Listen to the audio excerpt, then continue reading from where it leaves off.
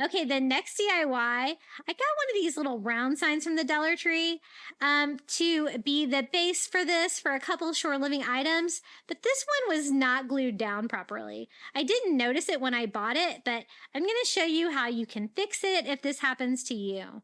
I mean, it was rather noticeable.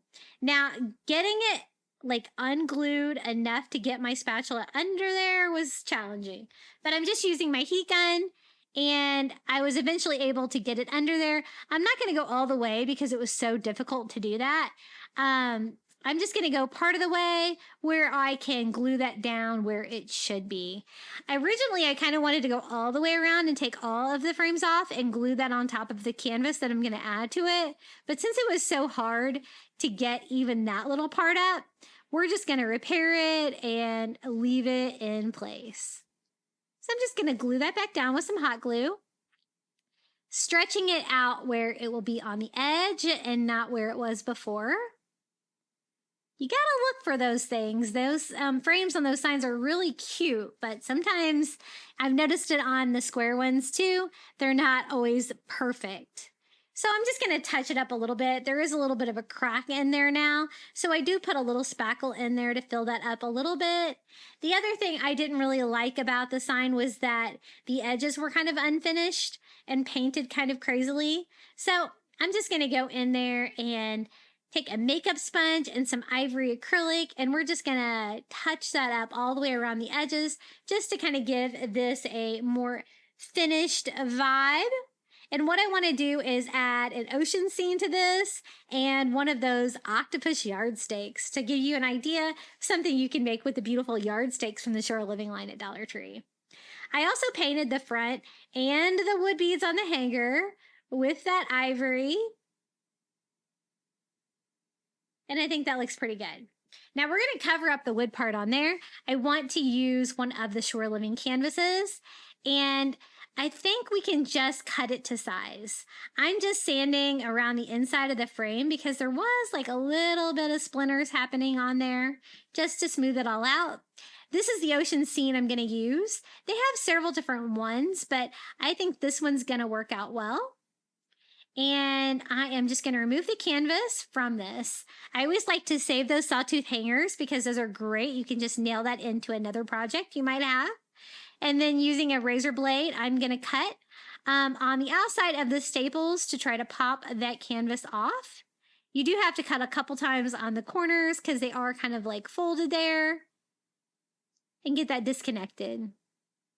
I think I usually, cover square frames with canvases from the Dollar Tree, but I thought we would give a round one a try and see how it turns out, and I think it turned out really cool. So I want to cover just the back of it with that. I'm leaving the frame in place. So I just sit it on there upside down where I want it to go. And then feeling with a pen, I just draw around right up against the inside of the frame so I'll know how to cut this out. And I'm going for like a coastal farmhouse vibe on this. So if it's not perfectly to the edges, I think it's going to be okay.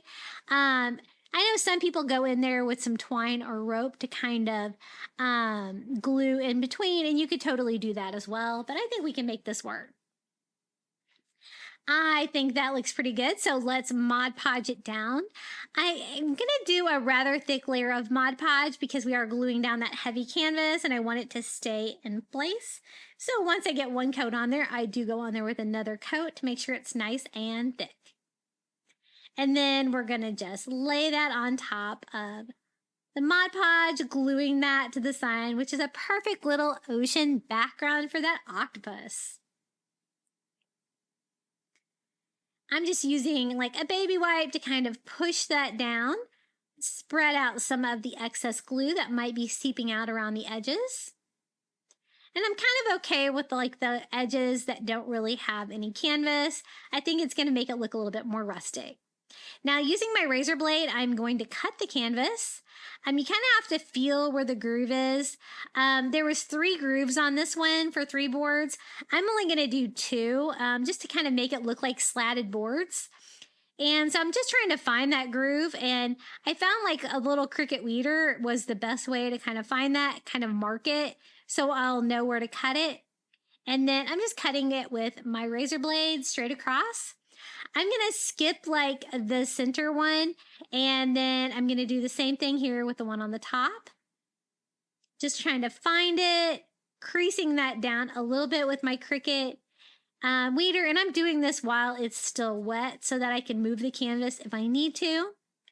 Once I get like them cut into 3 pieces, I can kind of slide it like that up and expose that area in between the boards. And I think that looks really cool. Just trying to get that on there even. And spread that out. See how it looks like 3 boards with like painted with that beautiful ocean scene? I thought that would just give it like more of a rustic touch. Just make sure you cut in the right place there. I did way better on the top than I did on the bottom. Just making sure all of it's glued down, and then I'm going to go over the top of all of it with more Mod Podge to help seal that down. Now, normally I would distress that a little bit, but I really liked the scene of the ocean on there, so I think I'm going to leave it as is. Now, this is the little octopus, the yardstake that I thought would be fun to make a little sign out of. Now, normally these yardstakes are super easy to pull off, right? The little metal yardstakes with a little pliers, a little elbow grease. This one is attached kind of weird because it's attached to the octopus. It's also attached to one of the tentacles, and I just keep bending it back and forth. But it really did not want to go because it was still stuck to one of those tentacles, and I was trying really hard not to rip the tentacle off. So it fought me a little bit, but I just kept working at it until I got it off. And sorry about that, my camera died there for a second, but basically all you missed is I did get it off. And I started painting it with a combination of ivory acrylic with antique wax by Waverly, because I wanted to kind of have like a wood background to what we're going to do on it. And I didn't really like the way it was painted or the colors on there. I thought we could make it look a little bit better. So I painted that tan color. And then most octopuses are, I like orange octopuses, right? But I don't want it to be like bright orange. I think that's going to be too colorful. So I'm going to use just a chunky brush and some orange acrylic. I think this is like a pumpkin color.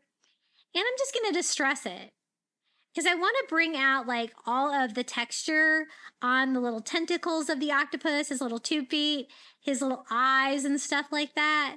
And I definitely want him to have orange, but I just don't want it to be bright orange. I thought that was just going to be too much. So that brown color we did first just was a great undertone, I think, to that. And I just keep lightly dry brushing that all over until I like the way he looks. I did kind of mangle that middle tentacle there when I tried to get it off, but that's okay. It'll add to his character, right? And then I was thinking, do I want it in the center? Do I want it flat? Or do I want it to stick out a little bit more 3D? It is metal, so I just need to find a way to attach it now to the canvas and sign. I thought maybe if I had the tentacles going off the frame a little bit like that, that would look really cute. And that's what I ended up doing, was kind of just doing it to one side, kind of overlapping the frame for fun. But now I'm going to need something to kind of fill the space in between and kind of make it stick out a little bit. So we're just going to use one of those little Jenga blocks from the Dollar Tree and glue that on the back of our octopus. And you're going to want to use lots of hot glue for that. Hot gluing to metal is not always ideal, but you can make it work. And then I'm going to use hot glue to glue that to our canvas.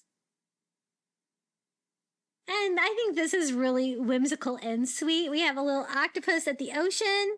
I think it looks really cute. Now I decided I wanted the little wood beads to have a little bit more color. So I'm going to distress it with just like a Caribbean blue color. Just kind of modeling that all over the wood beads, just leaving them attached. And it just kind of looks like they were blue at one time and they're all distressed now. And a lot of the paint has come off. But that was kind of the vibe I was going with. Just kind of wiping those with a baby wipe, just to provide a little color to the hanger. to kind of match that beautiful canvas. And here it is, our little octopus wall hanging. And I noticed that the hot glue did not hold up on this. I did have to fix it with something stronger. So think like super glue E6000 for the metal. But you could really do this with any of the sea creature yardsticks that they had at the shore living line if you have any of those left over.